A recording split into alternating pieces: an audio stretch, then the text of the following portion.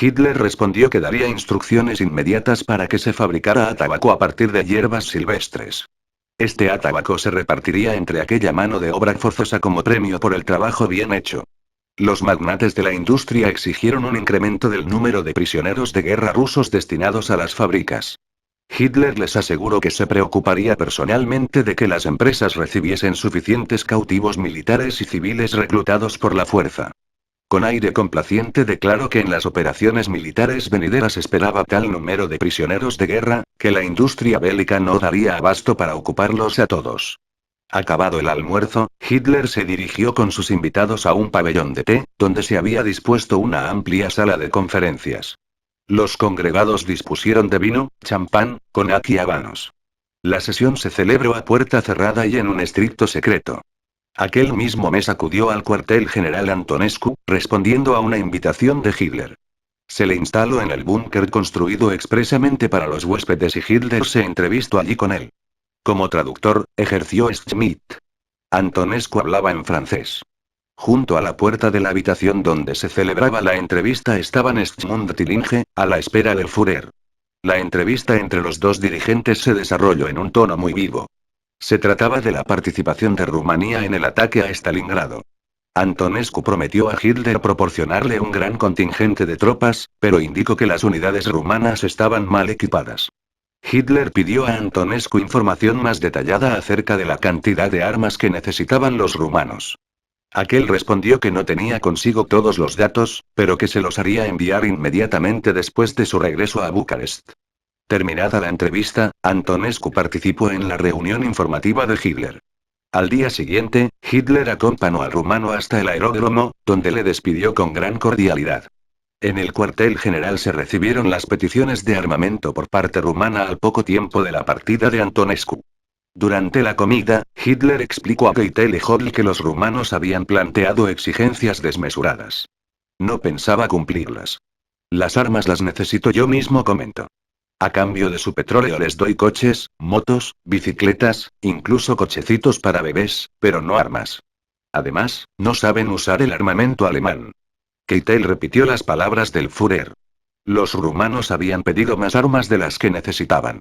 Hitler opinaba que al parecer los rumanos querían hacer sus negocios o quizás acumular reservas, para atacar a Hungría cuando acabara la guerra. Al mismo tiempo Hitler se burlaba del arbitrio de Viena, en virtud del cual Rumanía, presionada por Hitler, se había visto obligada a renunciar a Transilvania a favor de Hungría. Hitler no ocultaba que el enfrentamiento entre aquellos países a causa de Transilvania beneficiaba sus propios intereses. Esto le daba la oportunidad de aparecer como árbitro y empujar tanto a Rumanía como a Hungría a la guerra contra la Rusia soviética. Los húngaros, a cambio de haber recibido Transilvania, y los rumanos, con la esperanza de una posible revisión del arbitrio de Viena. Hitler, imitando el dialecto vienes de Horthy, dio cuenta de su conversación con el regente húngaro antes del inicio de la guerra contra la URSS. Cuando Hitler exigió a Horthy sumarse a la guerra contra Rusia, este había contestado: espiritualmente estamos armados, pero no materialmente. Todos los presentes se echaron a reír. El cuartel general de Hitler se trasladó a finales de junio de 1942 a Ucrania, cuando el centro de gravedad de la guerra se desplazó al sector meridional del frente oriental.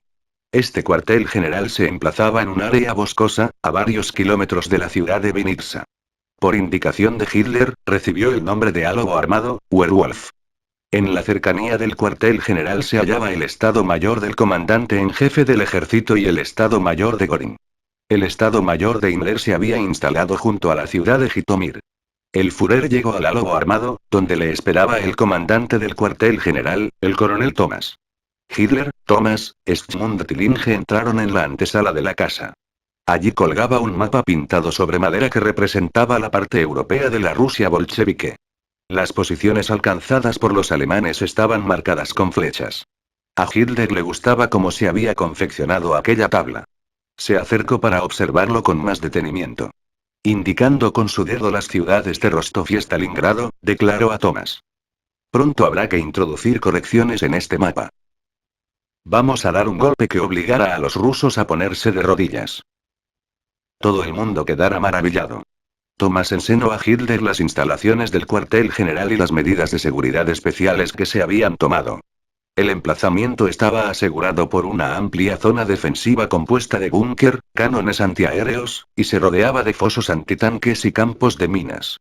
Rattenhuber, el jefe de la seguridad personal de Hitler, había formado una unidad especial del Servicio de Seguridad del Reich, que tenía la responsabilidad de supervisar los accesos al cuartel general y vigilar a la población de los alrededores. Thomas continuó informando de que la víspera de la llegada de Hitler, y para mantenerla alerta, se había difundido el rumor de que un ruso vestido con un uniforme de mayor alemán había intentado penetrar en el cuartel general con el fin de asesinar a Hitler. Hitler asintió con la cabeza y preguntó: ¿Quién ha construido esta instalación? Thomas respondió: en su mayoría rusos, prisioneros en los campos. Hitler se ofuscó. Dirigiéndose a Thomas, le exigió: hay que ejecutarlos de inmediato. No hay un segundo que perder. Saben demasiado acerca de mi cuartel general. Thomas dio un taconazo y respondió: a sus órdenes, mein Führer. Giró sobre sus talones y se marchó. Al margen de estas medidas de seguridad para proteger el cuartel general, Himmler había creado en su Estado Mayor de Jitomir una unidad especial bautizada Reichsführer SS, que se dedicaba a peinar regularmente la zona a la búsqueda de partisanos. 227 En el otoño de 1942 el coche del piloto de Himmler, el comandante de las SS Schnabele, cayó en una emboscada tendida por la resistencia. En el coche viajaban Schnabele, otro oficial de las SS y dos mujeres rusas, a las que querían llevar a su cuartel. El piloto de Himmler y el oficial de las SS murieron a manos de los partisanos. Cuando se descubrieron sus cadáveres, Himmler ordenó registrar toda la zona. Los partisanos no fueron hallados. Himmler informó a Hitler y este ordenó masacrar a los habitantes de las aldeas vecinas al lugar de los hechos, todos inocentes. Una unidad de Himmler se encargó de llevar a cabo las ejecuciones de los civiles rusos. En el curso de estas se desarrollaron escenas dramáticas. A las mujeres que pedían clemencia las golpeaban con las culatas de los rifles y luego las mataban de un balazo. A los niños que se aferraban a sus madres los separaron por la fuerza y los asesinaron delante de ellas. Los cadáveres de aquellos hombres, mujeres y niños fueron arrojados a fosas previamente excavadas. Los soldados de las SS de la Guardia Personal de Hitler se desplazaron expresamente desde Vinitsa para presenciar esta orgía de venganza. Al día siguiente de su llegada al cuartel general de Vinitsa, Hitler recuperó su triunfalismo. Al Inge le ordenó traer un juego de escritorio, un estuche de dibujo, un atlas, una lupa y un mapa de los recursos naturales de Rusia. Estaba muy excitado. Señaló la ciudad de Rostov y se dirigió a Schmund, su ayudante personal. En efecto, Schmund, una vez que hayamos hecho nuestras estas tierras, ya no tendremos que preocuparnos más acerca del destino de la guerra. El dedo de Hitler se desplazó hasta indicar el Cáucaso. Y de aquí nos llevaremos el petróleo que tanto necesitamos. Con el mismo dedo dibujó un círculo alrededor de la ciudad de Astrakhan, situada a orillas del mar Caspio. Aquí cortaré el nervio vital de Rusia, eso será el final, dijo Hitler recalcando de manera especial la palabra a final. En los últimos días de junio de 1942 comenzó el avance de las tropas alemanas hacia el Cáucaso, en dirección a la ciudad de Stalingrado. En el cuartel general de Hitler reinaba una sensación de euforia. Se bebía mucho aguardiente. También se comía mucho. Ello gracias a los esfuerzos de Koch, el comisario del Reich en Ucrania.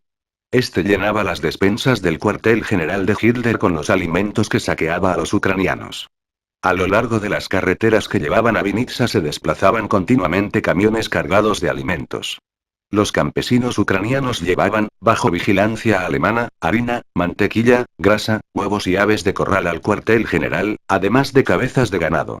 Schaut, el ayudante de Hitler, administraba una partida especial de alimentos que eran enviados, por orden del Führer, a sus amigos y a los veteranos nacionalsocialistas alemanes.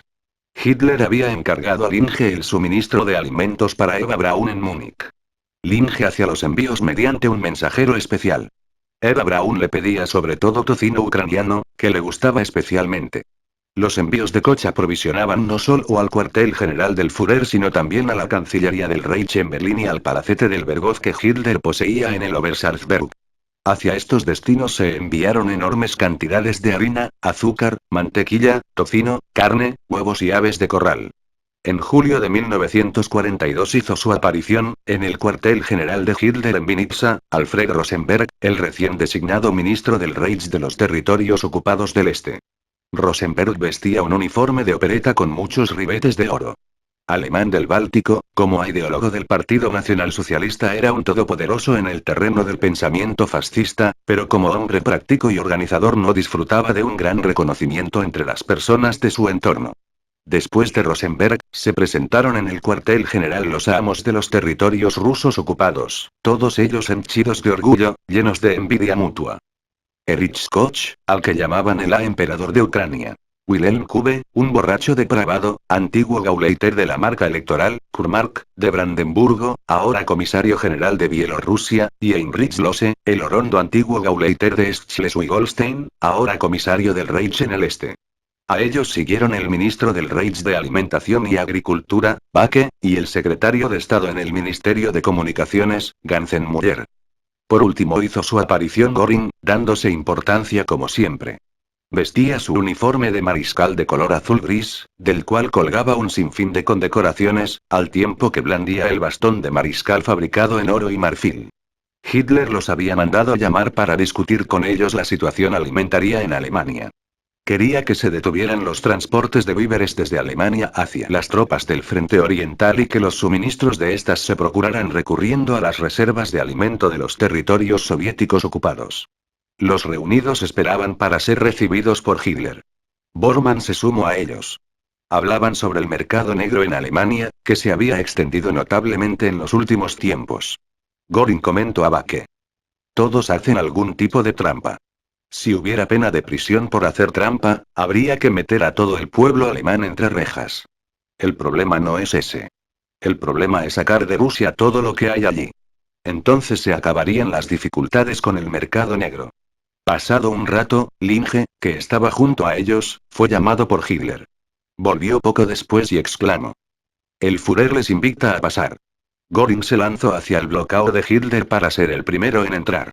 Rosenberg le seguía los pasos, pero Koch le adelantó y llegó antes que su ministro. En último lugar entró Bormann y de manera ostensible tomó asiento junto al Führer, para dejar claro a todos los reunidos el poder que su persona había pasado a asumir desde el vuelo de esa Inglaterra. Se planteó la cuestión del abastecimiento. Luego Hitler pidió reforzar el flujo de trabajadores desde los territorios ocupados hacia las industrias alemanas. Declaró que había prometido a los empresarios que les proporcionaría mano de obra. Hitler indicó a Bormann que llamase a Saukel, que había llegado ese mismo día al cuartel general y que esperaba en la casa de Bormann las instrucciones de Hitler. Fritz Saukel, el gauleiter de Turingia, se había encargado de construir el campo de concentración de Buchenwald y poseía ya suficiente experiencia en el empleo de seres humanos para el trabajo forzado. Hitler le confió la responsabilidad de las deportaciones en masa de la población desde la Rusia soviética y desde los países europeos ocupados hacia Alemania. Cuando Saukel se presentó, Bormann se retiró para redactar el nombramiento de este por parte de Hitler. El dictador corrigió el texto 2 veces antes de firmarlo. Desde aquel momento, el destino de millones de seres humanos, rusos, ucranianos, bielorrusos, letones, lituanos, estonios, polacos, checos, franceses, belgas, holandeses, serbios y griegos, pasó a estar en manos del amo de Buchenwald. 228. Al recibir el nombramiento de Saukel firmado por Hitler, Bormann declaró: este acontecimiento representa un triunfo del Partido Nacionalsocialista. En el otoño de 1942 el sentimiento de victoria se había atenuado en el cuartel general. El avance de las tropas dirigidas por el general Paulus se había estancado ante Stalingrado a causa de la feroz resistencia que los rusos habían presentado. La ofensiva de las unidades de List en el Cáucaso no avanzaba. Después de los éxitos iniciales, List quedó inmovilizado en las montañas. No pudo cumplir la orden de Hitler de avanzar a lo largo de la costa del Mar Negro hacia la ciudad de Tbilisi para así conquistar los campos de petróleo de Bakú. Durante una reunión informativa se le explicó a Hitler que las tropas alemanas habían escalado la cima del monte Elbruz y que habían izado allí la bandera con la cruz gamada. Hitler comentó con una burla ácida: parece que estos quieren imitar las proezas deportivas de los ingleses. Hitler destituyó a List como general sin concederle la habitual entrevista previa. A continuación, Hitler hizo llamar a Alder, el jefe del Estado Mayor General. Linge llevó a este ante Hitler. Alder fue recibido con una actitud fría. El Führer inquirió si no quería tomarse unas vacaciones prolongadas por motivos de salud. El encuentro no duró ni 10 minutos. A continuación, Alder se fue de vacaciones. A partir de aquel momento, el dictador alemán comenzó a distanciarse de sus generales. Ya no iba con ellos al comedor de oficiales y al mediodía almorzaba a solas en su despacho. Por la noche pedía al Inge que le pusiera discos con música fúnebre. Recurrió a libros como Yo, Claudio, o Claudio el Dios, que relatan las crueles luchas de los emperadores romanos por el trono, o a la narración de las campañas del emperador Federico II, de la dinastía de los Hohenstaufen, durante el siglo XIII. Además, se hallaba en un estado de extrema irritación. Una mosca en la pared podía provocarle un ataque de ira. Una simple mariposa le hacía perder el control. Se procuró hacer todo lo posible para alejar de él cualquier mosca, mosquito o mariposa. Hubo que cubrir con gasas las ventanas del cuartel general de Hitler. Los ordenanzas recorrían todos los días hasta el último rincón para eliminar cualquier insecto. Sobre las mesas había recipientes con miel, y del techo colgaban mosqueros. En el pasillo, y también delante de la casa, se instalaron lámparas de alta tensión azules, rodeadas de una malla de alambre, para acabar con esos insectos. Bormann recibió de Hitler el encargo de conseguir un perro pastor alemán, pues le había regalado su terrier escocés a la madre de Eva Braun, en Múnich. A su perra pastor alemán Hitler la bautizó con el nombre de Blondie, en memoria de su predecesora, que había sido sacrificada con un disparo en el palacete del Berghof a causa de su avanzada edad. Hitler instruyó a Bormann para que se realizaran actas taquigrafiadas de las reuniones informativas, pues ya no confiaba en sus generales y quería que cada palabra que allí se dijera quedara registrada. Para este fin se hicieron venir taquígrafos y mecanógrafos que habían llevado en su día las actas durante las sesiones del Reichstag y en el gabinete ministerial o en la Cancillería del Partido Nacional Socialista. En presencia de Bormann, Hitler en persona les tomó el juramento de guardar un estricto secreto sobre los textos que tenían que redactar. Para este trabajo siempre había de servicio 2 taquígrafos que anotaban cada una de las palabras de Hitler y de todos los participantes. Los taquígrafos y mecanógrafos estaban instalados en una casa particular en el recinto del cuartel general, fuertemente vigilada. Allí se codificaban y guardaban las actas. Los únicos que tenían acceso a ellas eran Bormann, los ayudantes de Hitler y Scherf, el coronel del Estado Mayor General, comprometido ante el Führer a escribir una historia de la guerra. El dictador temía que aquellos escritos pudieran ser robados o alterados. Hitler ascendió a general de división a su ayudante personal, Schmund, y lo nombró jefe de la oficina de personal del Ejército de Tierra. Una tarde de septiembre Schmund se presentó radiante en la habitación del Inge. «Vamos a brindar», dijo. «Tengo algo que celebrar. Hace un momento el Führer me ha concedido la insignia de oro del Partido Nacional Socialista. Para un independiente como Schmund, ese gesto representaba en efecto una gran muestra de confianza, porque aquella insignia solo la recibían los viejos nazis, los que pertenecían al partido desde su fundación, el 24 de febrero de 1920. A la hora de brindar, Schmund dijo: «De hecho, no es una tarea fácil ser el jefe de la oficina de personal del Ejército de Tierra. El Führer quiere que los máximos puestos de mando estén ocupados por personas que, en primer lugar, sean leales a su oficina. En segundo lugar, que sean lo suficientemente flexibles como para seguir sus ideas y planes geniales. Y, en tercer lugar, que no muestren compasión alguna en el campo de batalla. Me encargaré de imponer estas condiciones. Para Alder ya hemos hallado un buen sustituto». El Führer siempre había dicho que Alder no era más que un imbécil maestro de pueblo. Antes de que llegue a pronunciar una sola palabra, ya ha cambiado la situación en el frente.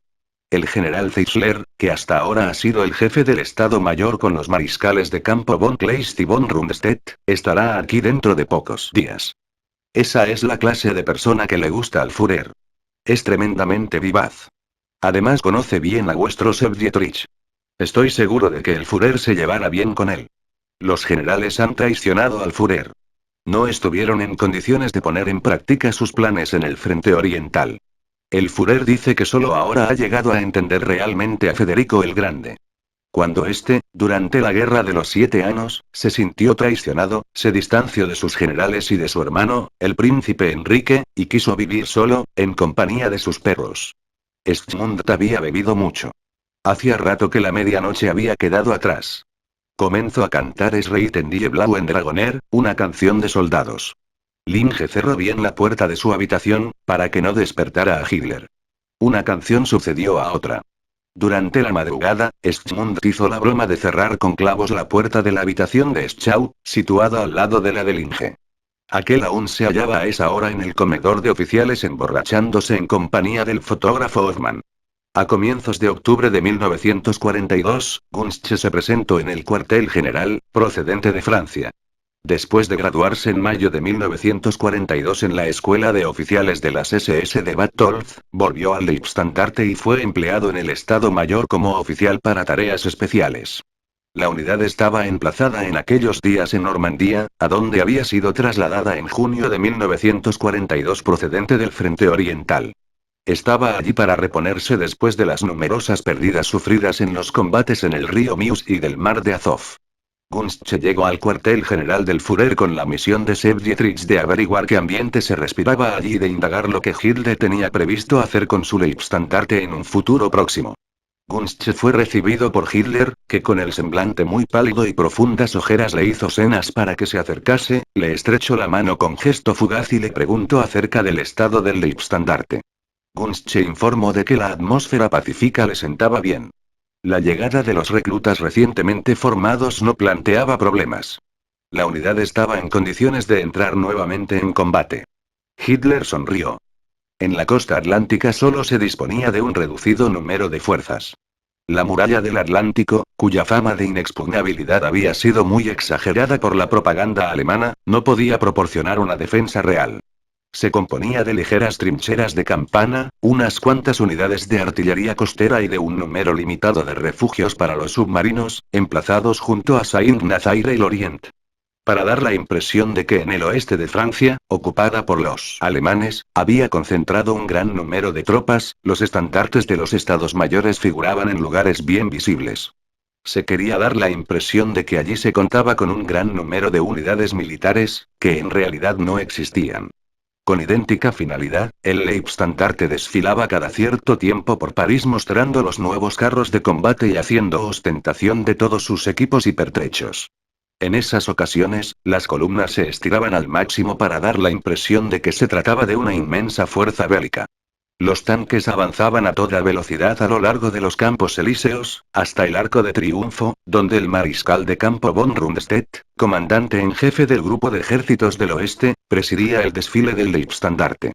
Los fotógrafos y los reporteros llevaban estas maniobras de propaganda a los cines y a la prensa, como demostración del poderío de las tropas alemanas en la Europa occidental. Hitler explicó durante su conversación con Gunzsche que había corrido el riesgo de desproteger el frente occidental con el fin de golpear con mayor fuerza en el este. El otoño ya ha llegado. El mar se embravece. Los ingleses han dejado pasar el momento idóneo y ya no podrán realizar una operación de desembarco hasta la primavera del año siguiente. Hitler no vacilaría en enviar todas sus fuerzas, incluido el Leibstandarte, desde el oeste hacia el este. Stalingrado tenía que caer e iba a caer. El desenlace de la guerra se decidiría en Rusia. La guerra acabaría con el triunfo de Alemania. A la hora de despedirse, Hitler ordenó a Gunzsche que transmitiese al comandante Sepp Dietrich la orden de comenzar de inmediato los preparativos para el traslado al frente oriental. Durante el encuentro, Hitler trató a Gunzsche con gran frialdad y este tuvo la impresión de que estaba profundamente amargado. En el entorno de Hitler se procuraba no cruzarse en su camino. ¿A punto como está hoy? Se preguntaban mutuamente los guardias de las SS de su residencia en el momento del cambio de guardia. En noviembre de 1942 se multiplicaron los ataques de las tropas rusas. Hitler ya no se sintió seguro en Vinitsa, por lo que hizo trasladar su cuartel general otra vez a Rastenburg. El 8 de noviembre Hitler se dirigió en avión a Múnich para celebrar el aniversario del golpe de Estado nacionalsocialista. En la cervecería donde solían reunirse los hombres que habían participado en el golpe, Hitler anunció de una manera ceremoniosa: "Nunca devolveré ni un ápice de suelo que haya sido pisado por un soldado alemán". Desde Múnich, Hitler volvió a la guarida del Lobo. Normandía, a principios de enero de 1943. Las unidades del Leibstandarte avanzan junto con otras divisiones alemanas desde Francia al frente oriental. Hitler ha llevado rápidamente a la práctica la intención que había comunicado a Gunzsche en octubre de 1942. El Leibstandarte se ha reorganizado durante su estancia en Francia y se ha convertido en una poderosa división acorazada que dispone de 20.000 hombres y 200 carros de combate. La mayor parte de la división ha sido enviada con transportes de urgencia hacia el frente oriental. A principios de enero solo algunos estados mayores y unidades menores estaban aún a la espera de su traslado. En aquellos días el comandante de la división, Sepp Dietrich, ordenó presentarse a Gunzsche. Dietrich, que tuteaba a todos sus soldados de las SS, espetó a Gunzsche. Gunzsche, debes partir. Tienes la orden de presentarte ante el Führer. Gunzsche no esperaba esta orden y se mostró sorprendido. Sepp Dietrich le dio unas palmadas en la espalda y le aconsejó. Procura hacer bien tu cometido. Protege al Führer. El 12 de enero de 1943 Gunzsche llegó al cuartel general de Hitler, en la guarida del Lobo. Schaub lo llevó de inmediato ante Hitler. En el camino le dijo con semblante agrio. Malos tiempos, compañero. Hace ya mucho que nos hemos despedido de la idea de una guerra relámpago contra Rusia. Todos miran con gran preocupación hacia Stalingrado. Hitler recibió a Gunzsche en el barracón de las conferencias con sus generales, que tenía una superficie de unos 105 metros cuadrados. Una de las paredes tenía grandes ventanas. También podía verse una larga mesa para los mapas. Entre los ventanales había teléfonos extraíbles con auriculares adicionales. La estancia se completaba además con un escritorio para Hitler, una mesa redonda junto a la chimenea y dos cajas fuertes, una empotrada en la pared y la otra en medio de la estancia. De la pared colgaban grandes mapas topográficos. Hitler estaba de pie con Bormann, junto a la mesa baja y redonda, delante de la chimenea. Blondie, la perra pastor alemán, gruñó ligeramente cuando vio aparecer a Gunzsche. Hitler inspeccionó de arriba abajo a Gunzsche, que permanecía en la puerta. El aspecto del Führer había cambiado mucho en los últimos 3 meses, desde la última vez que Gunzsche lo viera en Vinitsa. Daba la impresión de ser un hombre gravemente enfermo. Su cara tenía un color terroso, las mejillas estaban hundidas y debajo de los ojos tenía marcadas ojeras. Hitler, con un semblante oscuro, pidió a Gunzsche que se acercara. Le extendió la mano y le dijo con una voz inusualmente baja. Gunzsche, desde el día de hoy será mi ayudante personal. Lo he elegido a usted porque no quiero tener a gente desconocida a mi alrededor. Sobre sus tareas hablaremos mañana. De lo demás se encargarán Bormann y Schaub. Gunzsche respondió. Mein Führer. Me mostraré digno de su confianza. Gunzsche tropezó en la antesala con Schaub, que ya lo esperaba y que le felicitó con un semblante preocupado. En el cuartel general se decía desde hacía tiempo que por el rostro de Schaub se podía adivinar el estado de ánimo del Führer. Era el motivo por el que le llamaban el barómetro de Hitler. A la pregunta de Gunzsche de si Hitler estaba enfermo, Schaub negó con un movimiento de la cabeza. Sencillamente, había decaído desde el empeoramiento de la situación en Stalingrado. Schaub guió a Gunzsche por el cuartel general y le presentó a los colaboradores. Junto al búnker del Führer, en la zona restringida primero, se emplazaba el refugio de Bormann, donde residían además de este, su consejero y sus 4 secretarias. Allí mismo se hallaban también los teléfonos. Gracias a estos, según explicó Schaub, Bormann mantenía la comunicación directa con todos los Gauleiter en Alemania y con las cancillerías del partido en Berlín y Múnich. Junto al búnker de Bormann se levantaba la casa del servicio estenográfico secreto. Schaub, con un semblante conspirativo, explicó que cada palabra dicha en las conferencias informativas era transcrita por los estenógrafos. El Führer, explicó Schaub. Ya no confía en los generales. Quiere tenerlo todo por escrito. Las actas de sus reuniones militares van a darle mucho trabajo, porque una de sus funciones va a consistir en revisarlas. En los búnkeres vecinos estaban instalados, además de Morella, Othman y Scherf, Keitel y Hodl con sus estados mayores, el jefe de prensa, Dietrich, el general Bodenschatz, enlace de Göring en el cuartel general. Ewell, representante de Ribbentrop. El almirante Kranke, oficial de enlace del alto mando de la Marina de Guerra, y sargento mayor de las SS. Y Wolf, que era el enlace de Himmler. Brandt, el médico de Hitler desde años atrás, residía en un búnker junto a los ayudantes. Las secretarias Schröder, Wolf y Junge se habían instalado en la residencia de invitados. En la zona restringida primero se había habilitado, además del búnker de la guardia personal de Hitler y del servicio de seguridad, 2 comedores de oficiales, el salón de té, el cine, los baños y los garajes.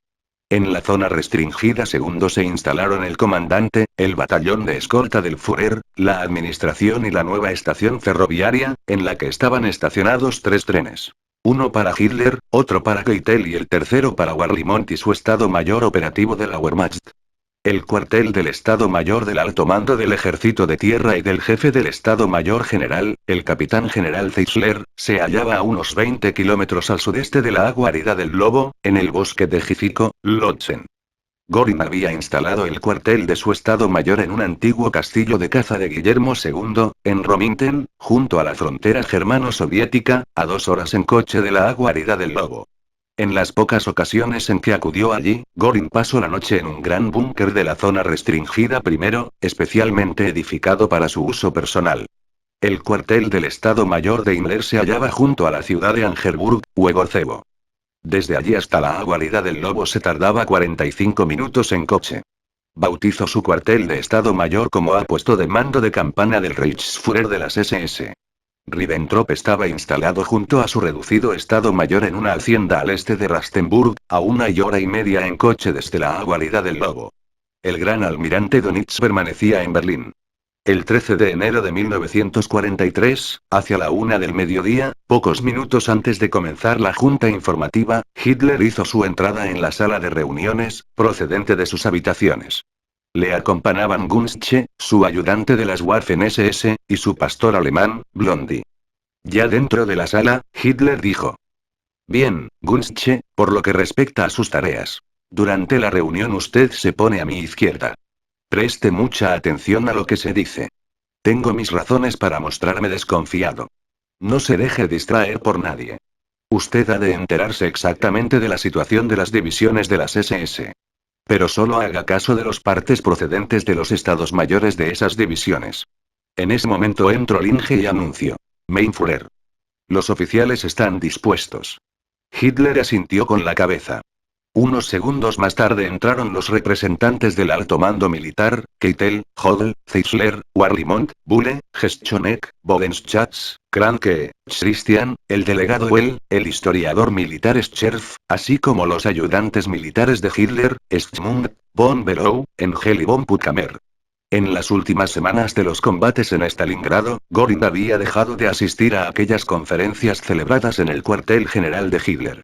No aparecía ante Hitler, después de haberle prometido solemnemente que la Luftwaffe garantizaba el aprovisionamiento del asediado ejército de Paulus. Göring optó por esperar a que la tormenta amainara y, mientras tanto, prefería ir de caza en sus posesiones de Rominten. Hitler solo estrechó la mano de Zeisler. A los restantes, incluido Keitel, ni siquiera les dirigió una mirada. Los ayudantes de Hitler extendieron rápidamente sobre la mesa 3 mapas que había traído Zeisler, el jefe del Estado Mayor General. En los mapas figuraban señaladas las posiciones de los grupos de ejércitos del sur, centro y norte en el frente oriental. Entre los mapas había uno particular que señalaba las posiciones del 6 ejército, cercado en Stalingrado. Hitler se puso las gafas y se inclinó sobre los planos. Zeisler comenzó a presentar la situación ante Stalingrado, con los gestos rápidos que le eran tan propios. Explicó que la situación del 6 ejército se había agravado, mientras señalaba en el mapa las profundas brechas que las tropas rusas habían abierto a través de las posiciones alemanas. Paulus se había visto obligado a retroceder. Los rusos atacaban con insistencia. El 6 ejército ya tenía 40.000 heridos. Las municiones y los alimentos se estaban agotando. Paulus reclamaba con urgencia el aprovisionamiento desde el aire que le había sido prometido, pero a los aviones les costaba mucho esfuerzo atravesar la cortina de fuego de la defensa antiaérea rusa. El jefe del Estado Mayor de la Luftwaffe, el coronel Christian, vio que el semblante de Hitler adquiría un aire sombrío, y quiso corregir a Zeisler. Christian comentó que el aprovisionamiento desde el aire estaba siendo obstaculizado por las malas condiciones meteorológicas. Zeisler continuó con sus explicaciones. Comunicó que Paulus pedía al Führer que le permitiera romper el cerco ruso con las unidades de su ejército que aún estaban en condiciones de entrar en combate. Al escuchar estas palabras, Hitler se puso rojo de furia. Keitel hizo señas a Zeisler para que guardara silencio. Pero ya era demasiado tarde. Hitler lanzó sus gafas sobre la mesa, lo que en él anunciaba siempre una explosión de cólera. Dijo a gritos: Que no se atreva Paulus a venirme con estos argumentos. En cualquier caso, no hay manera de salir de allí. Rechazo su petición. Hitler estaba ahora muy irritado y continuó diciendo, mientras respiraba pesadamente. Aunque Manstein tampoco haya logrado romper el cerco C, eso no excluye que todavía podamos conquistar Stalingrado. Las divisiones procedentes del oeste están a punto de presentarse. Con ellas llevaré a cabo el ataque a Stalingrado. En la sala reina ahora un silencio sepulcral. Todos los presentes temen provocar todavía más al iracundo Führer con cualquier palabra no meditada. Al final, Keitel se decide a romper el silencio. Pone la mano sobre el mapa y explica, adoptando el tono de Hitler y con voz alta. Evidentemente, mein Führer. Hay que mantenerse en Stalingrado cueste lo que cueste. También durante la Primera Guerra Mundial nos enfrentamos a un sinfín de contratiempos. La cólera de Hitler comienza a aplacarse de manera paulatina. Hitler ordena a Zeisler que comunique a Paulus su decisión inamovible. Hay que mantener Stalingrado, cueste lo que cueste. 1000 chiupes serán enviados a Rostov, desde donde se encargarán de asegurar el aprovisionamiento del ejército de tierra desde el aire. Paulus ha de conservar la moral. Hitler y con él todo el pueblo alemán siguen con orgullo la lucha heroica del ejército de Paulus. Zeisler había presentado su informe. Ahora era el turno de Hodl, el jefe del Estado Mayor Operativo de la Wehrmacht. En un tono marcadamente tranquilo desplegó sobre la mesa algunos mapas del frente occidental. Hodl tenía muy poco que informar del teatro de operaciones en Occidente.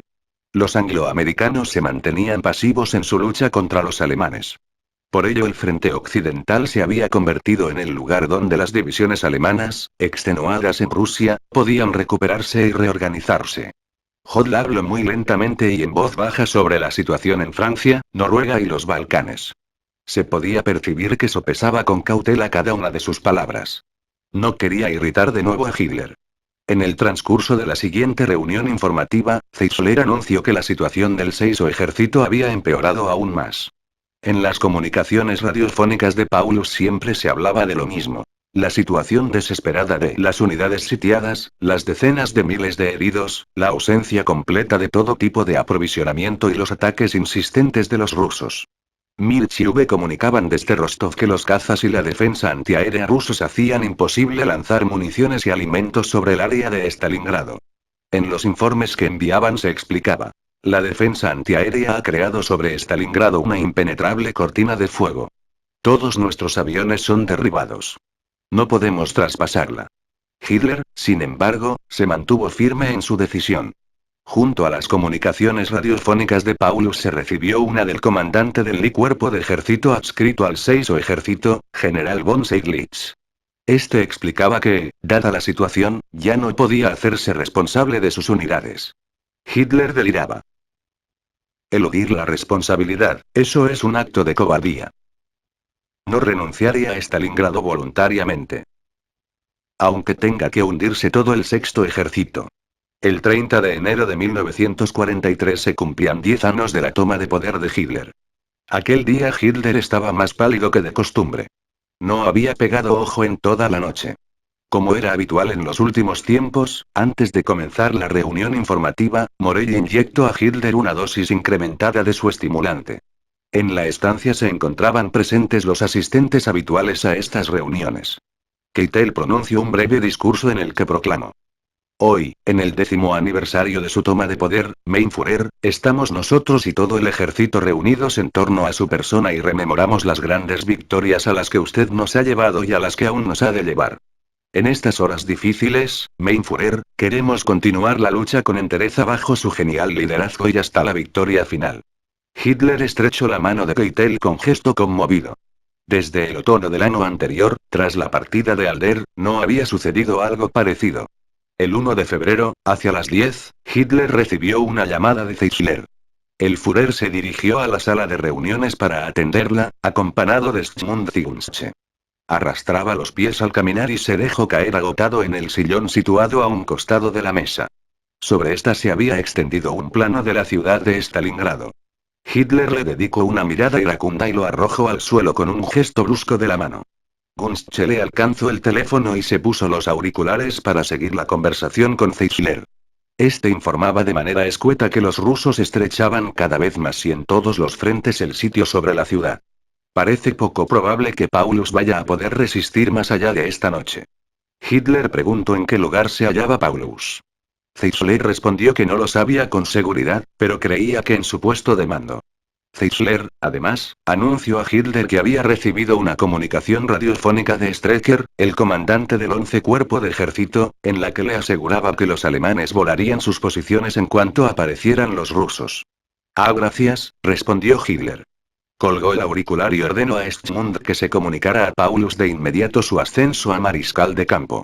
Othmann llegó al búnker y lo primero que hizo fue ir a ver al Inge. Estaba bebido, a pesar de que Hitler, en vista de los trágicos sucesos de Stalingrado, había prohibido para los siguientes 14 días que se sirviera alcohol en el cuartel general. Othmann tenía su propia reserva de champán, por lo que no le resultaba difícil burlar dicha prohibición. Dirigiéndose al Inge, dijo que quería prepararle una broma a Hitler y pidió que se le sirviera, en presencia de este, una copa de champán con agua y algo de zumo de manzana. Linge ordenó al ordenanza que le sirviera a Othmann la copa de champán cuando le trajo el té a Hitler. Hitler miró fijamente la copa y dirigió una mirada llena de ira hacia Linge. Othmann aclaró enseguida a Hitler que se trataba tan solo de una broma. El semblante de Hitler se serenó. Junto a Othmann, rió la ocurrencia. Othmann aprovechó este instante de distensión para solicitarle a Hitler que le proporcionara trabajadores para su hacienda. ¡Qué personaje más calculador!, pensó Linge mientras abandonaba la habitación. El 2 de febrero, a las 4 de la madrugada, sonaba el timbre de la habitación de Hitler. Linge se puso rápidamente su bata y llamó a la puerta. Desde el interior se oyó la voz grave del Führer. Linge, infórmese en la sección de prensa de si el ascenso de Paulus a mariscal de campo ya ha sido comunicado a los medios. Si no es así, que se retenga el comunicado. Linge llamó a Lorenz, el jefe de prensa adjunto. Este respondió que la noticia había sido enviada a los periódicos y que ya no había manera de evitar su publicación. Linge informó de ello a Hitler, que comentó en tono quejoso. Gracias y a nadie. Si llegan noticias, tráigamelas enseguida. De todas maneras, no puedo dormir. Hacia las 6 de la mañana, el sargento primero Danique, el secretario de Hodl, entregó al Inge 2 comunicaciones radiofónicas no cifradas procedentes de Stalingrado y dirigidas a Hitler. La primera decía: el enemigo está delante de nuestras posiciones. Ponemos fin a las acciones bélicas. En la segunda podía leerse: los rusos han penetrado en nuestras líneas. Procedemos a destruirlo todo. Linge depositó ambas comunicaciones radiofónicas, las últimas señales de vida del ejército de Paulus, delante de la puerta de Hitler y dio parte. Un cuarto de hora más tarde el Führer salió al pasillo vestido con un abrigo militar y el cuello subido, pálido, aturdido y con los ojos hinchados. Completamente abatido, se dirigió a Linge. Quiero sacar a pasear a Blondie. Luego me volveré a acostar.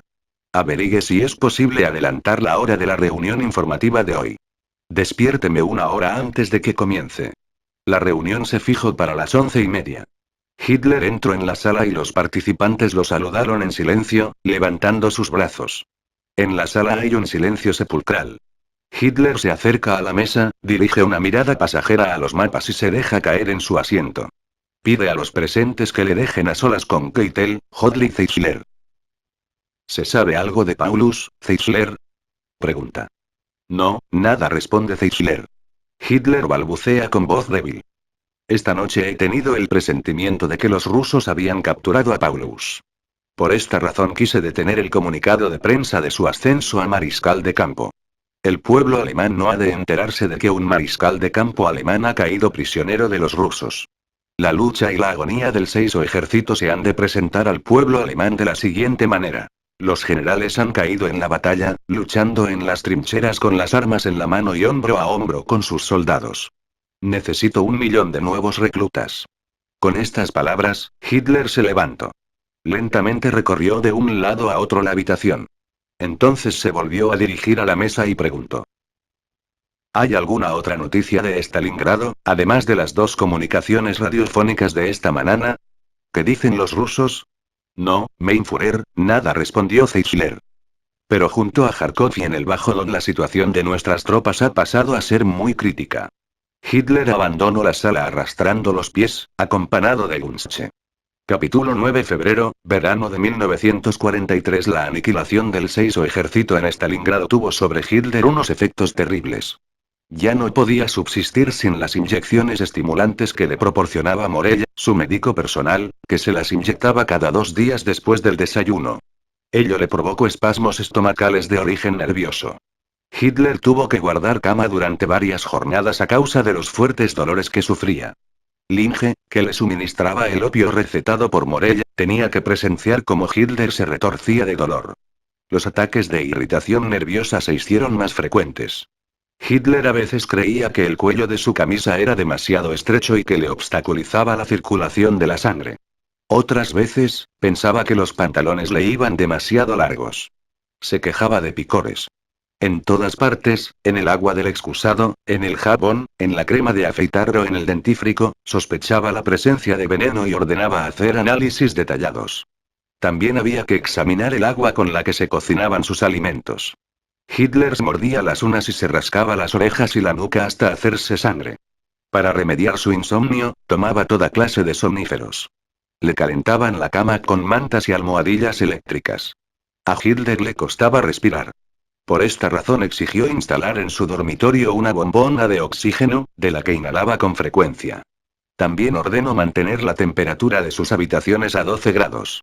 Creía que las temperaturas bajas tenían sobre él un efecto refrescante. Los asistentes a las conferencias informativas solían abandonar la habitación a causa del frío e iban a calentarse a otros lugares del búnker. Hitler ya casi no abandonó su refugio. Solo por las mañanas, antes de tomar el desayuno, sacaba a pasear durante 10 minutos a Blondie, su perra pastor alemán, que no se apartaba nunca de su lado. El animal, enorme y adiestrado, solo le obedecía a él, mientras que gruñía a todos los demás. Blondie vigilaba a Hitler día y noche e incluso en las reuniones permanecía tumbada a sus pies. Tras el almuerzo del mediodía, Hitler se estiraba vestido en la cama y permanecía allí hasta la llegada de la noche. Entonces acudía a la sesión informativa nocturna que se celebraba diariamente a las 9 de la noche. Después de la sesión, solía quedarse otro rato en la estancia jugando con Blondie y una pelota. Le divertía que el animal se sentara sobre sus patas traseras y, como un conejo, devolviera la pelota con las patas delanteras estiradas. Hitler le ordenaba: «Venga, Blondie, haz el conejo». A medianoche Hitler pedía al Inge que le pusiera discos con música relajante, como ya había hecho en su cuartel general del Lobo Armado, cuando comenzó a distanciarse de sus generales. Göring no tenía escrúpulos para aprovecharse del estado de ánimo de Hitler en beneficio propio. Con esta táctica quería lograr un lugar destacado entre los que rodeaban al Führer. Este, por su parte, que detestaba a los generales, buscó la cercanía de Göring. A la hora del desayuno Hitler comentó al Inge: «Hoy voy a almorzar con el mariscal del Reich. Habría que cocinar algo especial para él. Por ejemplo, su plato favorito, pollo asado y, de postre, bizcocho de manzana». En aquellos días, Hitler también volvió a acercarse a Eva Braun, que vivía en Múnich en el palacete del Berghof que Hitler tenía en el Obersalzberg. En los meses precedentes tan solo se habían escrito en contadas ocasiones. Ahora, sin embargo, empezó a llamarla por teléfono casi todos los días. Tuvieron que pasar algunas semanas desde el desastre de Stalingrado para que Hitler volviera a compartir su tiempo con las secretarias, Bormann, Othmann, Morell y los ayudantes. Al Inge le comentó que aquella compañía le distraía de los fracasos en el frente ruso y le calmaba los nervios. La situación en el Bajo Don se hacía cada vez más difícil. Kursk, Kharkov y Rostov estaban directamente amenazadas. La situación junto al Kuban se presentaba extremadamente crítica. Zeisler explicó en las sesiones celebradas durante la primera mitad de febrero de 1943 que las tropas alemanas del Cáucaso corrían el riesgo de quedar aisladas. En los mapas de las operaciones que había traído consigo se señalaban con flechas rojas las áreas donde las tropas rusas atacaban con mayor intensidad. Keitel, Hodel, Warlimont, Bule, Scherf, Schmund y Gunske, que rodeaban la mesa durante las explicaciones de Zeisler, se inclinaban sobre los mapas para ver mejor. Ya apenas podía reconocerse la línea del frente alemán. Las posiciones germanas estaban cercadas sometidas con cuna en las del enemigo. En algunos puntos los rusos ya habían logrado abrir brechas. Hitler estaba sentado a la mesa, de cara a la ventana, y daba la impresión de estar muy agotado. Antes de Stalingrado siempre permanecía de pie durante las reuniones. Ahora, estar de pie le causaba dolores en la espalda y las piernas. Hitler interrumpió a Zeisler y dijo con voz cansada. Esto no puede continuar así. El carbón del Donetsk es vital para nuestra industria. No. Aquí hemos de resistir. Mis generales han de entender eso de una vez. Con su mano derecha se desplazó por encima del mapa e indicó un punto al sur de Kharkov, donde estaban señaladas las unidades de avanzadilla de los blindados rusos. Hitler se maravilló de lo rápido que avanzaba el ejército soviético. De Stalingrado hasta este punto, dijo Hitler. Hay casi 500 kilómetros. ¿De dónde sacan los rusos sus fuerzas? Según mis cálculos, hace mucho tiempo que tenían que haberse rendido. No lo entiendo. Hitler meneó la cabeza y enmudeció. De repente su cara enrojeció. Comenzó a gritar. Esos generales. Si al menos hicieran volar todo mientras se retiran. Tengo la impresión de que salen corriendo sin mirar atrás, y que dejan a los rusos mucho sin destruir. Exijo que se destruya todo, que se queme todo. Hasta la última casa. Zeisler intentó tranquilizarlo, dándole a entender que se habían dado órdenes de arrasarlo todo en el curso de la retirada, y estas instrucciones se estaban ejecutando de manera puntual. El Führer volvió a mirar al frente con expresión embotada después de su ataque de ira. Al final de la reunión, declaró que consideraba necesario volar personalmente al frente, para encontrarse con el comandante en jefe del Grupo de Ejércitos del Sur, el mariscal de campo Weitz. Aquella misma noche Hitler ordenó a su piloto Bauer preparar un avión para trasladarse a Zaporozhye, donde se emplazaba el Estado Mayor de Weitz. El 10 de febrero Hitler voló en un avión hacia Zaporozhye, escoltado por una escuadrilla de cazas.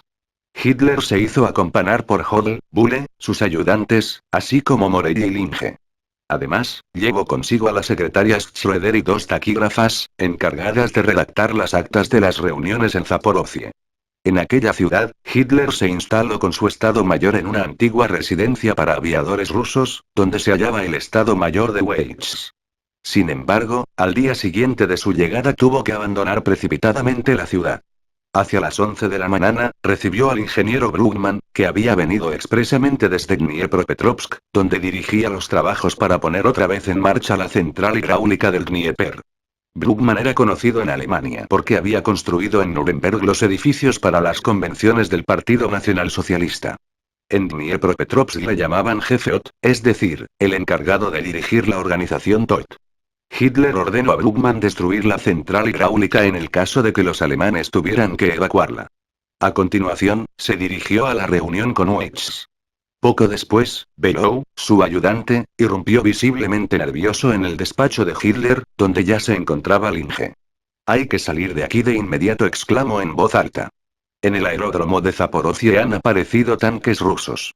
Hemos de darnos prisa. Linge, en un estado febril, recogió todo lo necesario.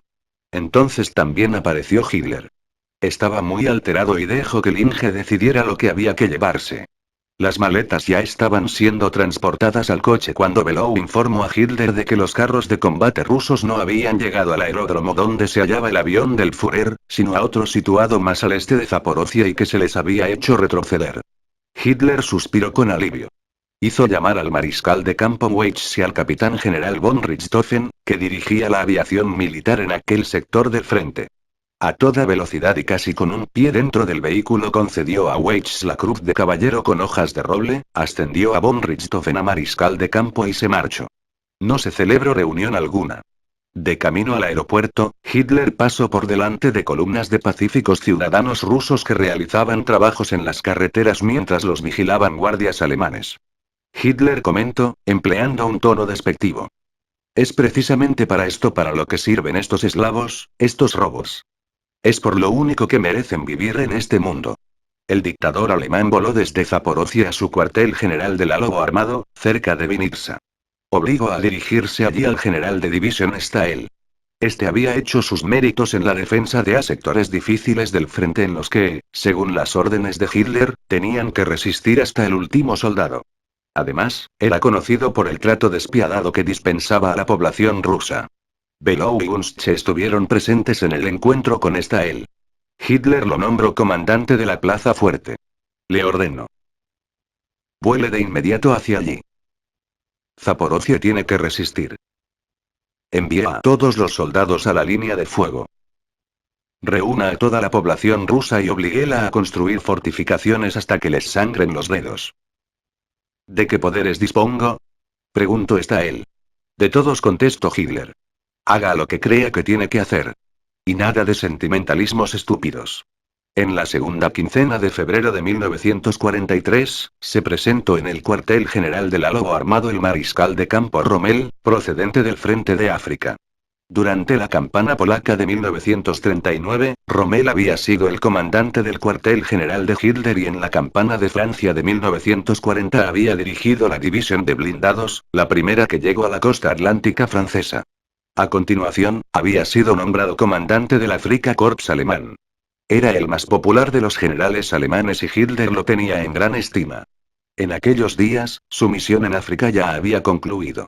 Su cuerpo de ejército había tenido que retirarse porque los refuerzos prometidos por Hitler no habían llegado, al haberlos tenido que destinar al frente oriental.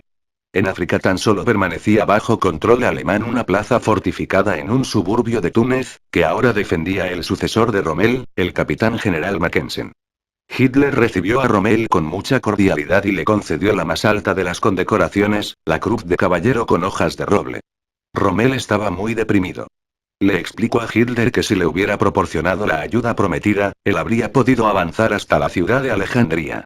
Además, añadió que no se podía confiar en las tropas italianas. Según sus palabras, los soldados italianos habían huido como conejos. Hitler respondió a Rommel que no había tenido otra elección. Rommel debía entender que no se podía avanzar en un escenario secundario, como el frente africano, cuando se estaba corriendo el riesgo de perder la guerra en Rusia. Estaba obligado a concentrar todas las fuerzas, explicó. Para cerrar la brecha de Vierta en Stalingrado. Luego añadió que le preocupaba mucho la situación en el oeste. Las consecuencias para el frente oriental serían catastróficas si se llegaba a abrir allí un segundo frente. Un desembarco en Francia sería una catástrofe para Alemania. Recalcó. Hitler explicó a Rommel que la muralla del Atlántico, que estaba muy mal protegida, debía ser reforzada con urgencia. Tan solo en el área del Pas de Calais y del Cabo de Grisnez se disponía de momento de concentraciones de baterías pesadas y de piezas de artillería de gran potencia. Por lo demás, la muralla del Atlántico se componía de trincheras de campana corrientes, que en algunos sectores se reforzaban con campos de minas.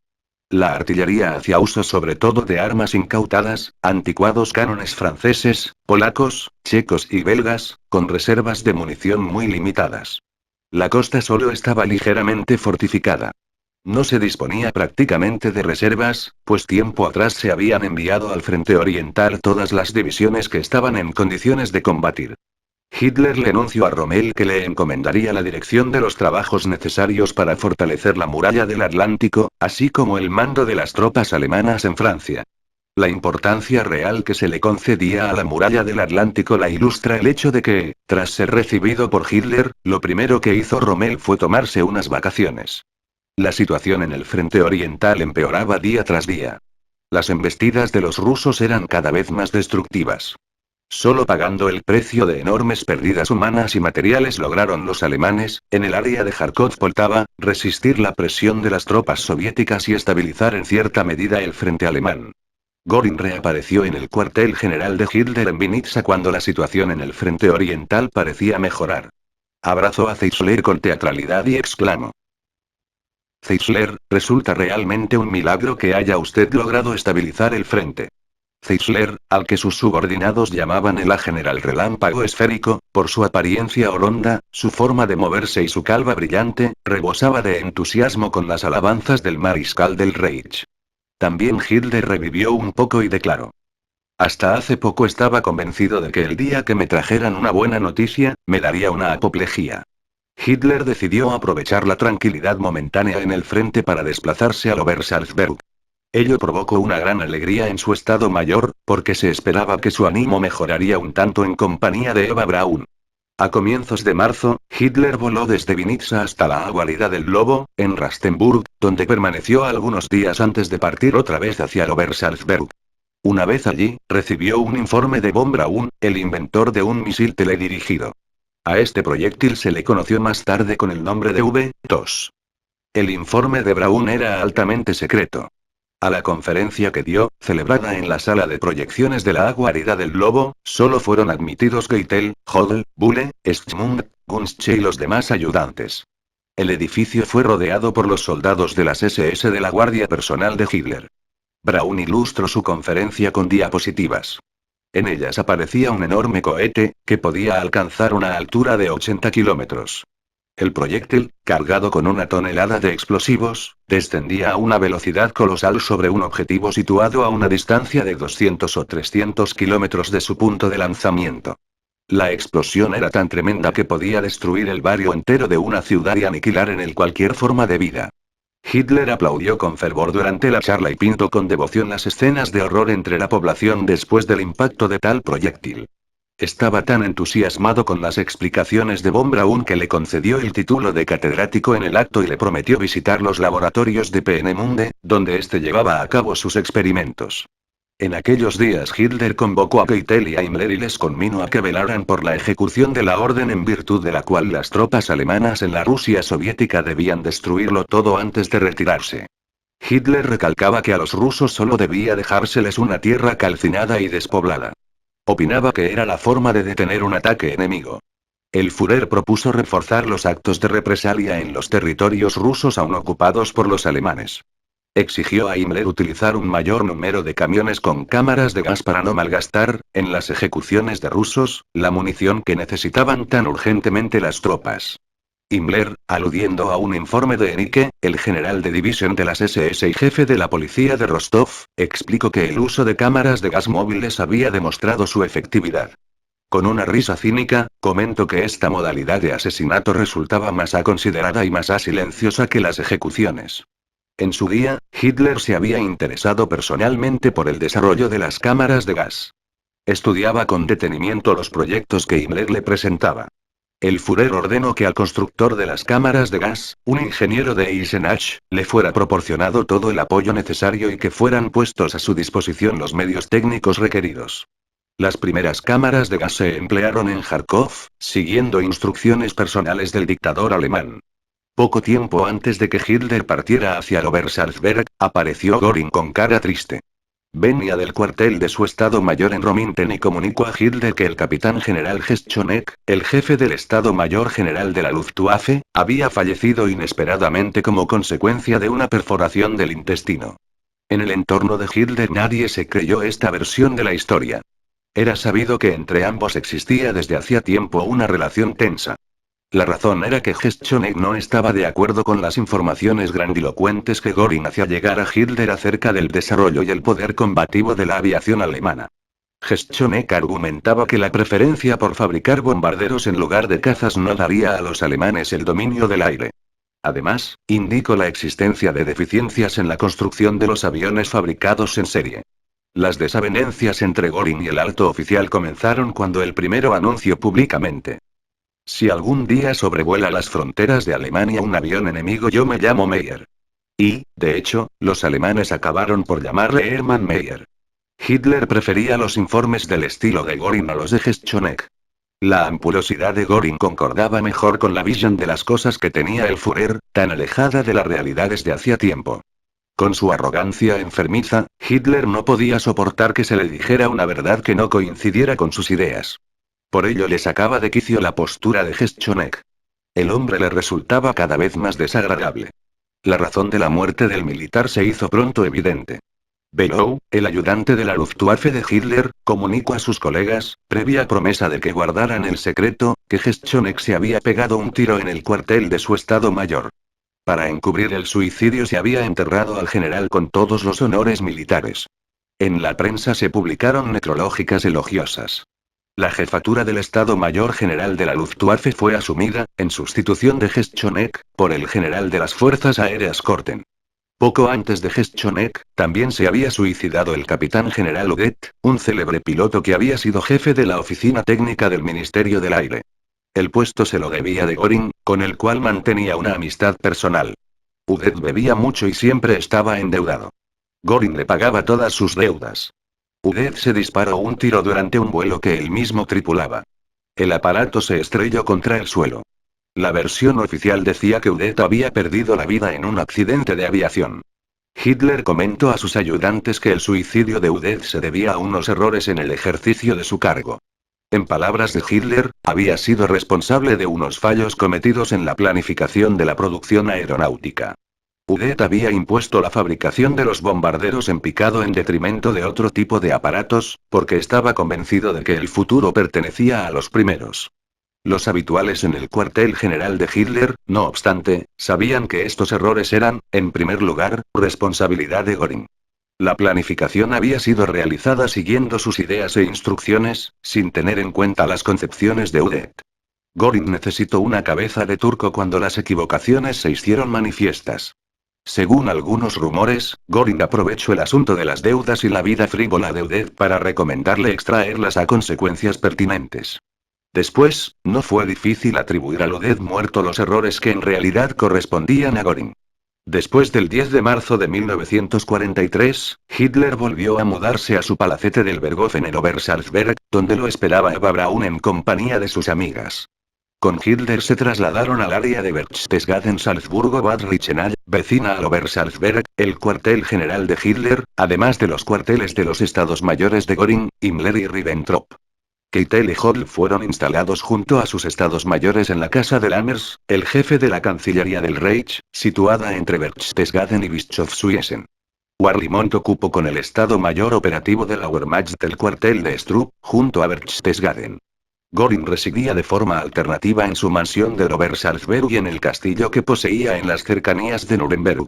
Su nuevo jefe del Estado Mayor General, Korten, que relevaba al suicida Geschonek, se instaló junto a su Estado Mayor en un hotel de Berchtesgaden.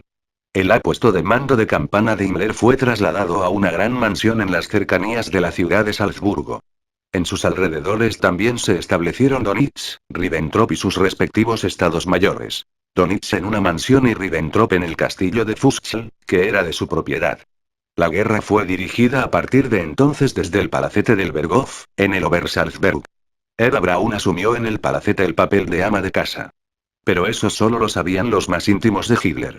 En cuanto aparecían nuevas caras en el Berghof, Eva debía retirarse a sus habitaciones siguiendo órdenes de Hitler. Tras un incidente acaecido en Múnich durante la guerra, corrió un velo aún más tupido en torno a su relación con ella. Una tarde, delante de su mansión, unas desconocidas habían insultado a Eva Braun llamándola a fulana del Führer. Hitler ordenó reforzar la protección policial de su residencia cuando supo de este incidente. Al mismo tiempo, y desde entonces, tuvo mucho cuidado de que Eva Braun y sus amigas no fueran vistas en el Berghof por oficiales que no pertenecieran a su estado mayor personal. El Führer no quería perder ante su pueblo la fama de ermítano. Los horrores de la guerra afectaban poco a Eva Braun. Ella tenía sus propias preocupaciones. Por aquel entonces, había 30 personas trabajando en la cocina del palacete del Berghof. Eva quería disponer de otras 10 mujeres que, sin embargo, debido a la movilización general, no pudieron entrar a su servicio de manera inmediata. Ella se quejó de esto ante Hitler que, escandalizado, se dirigió airadamente a Bormann. Si yo saco divisiones enteras de la nada, debería ser un juego de niños conseguir unas cuantas muchachas para mi Berghof. Solucionéme este problema. En el Obersalzberg, el dictador acostumbraba levantarse hacia las 12 del mediodía.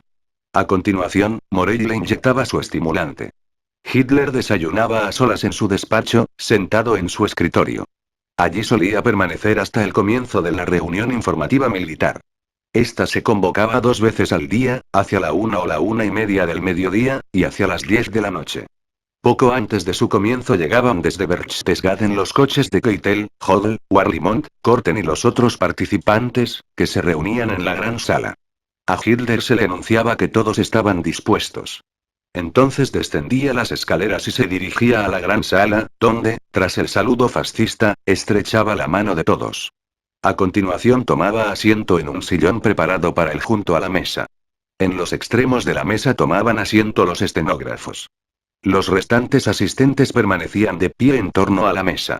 La reunión informativa duraba unas 2 horas.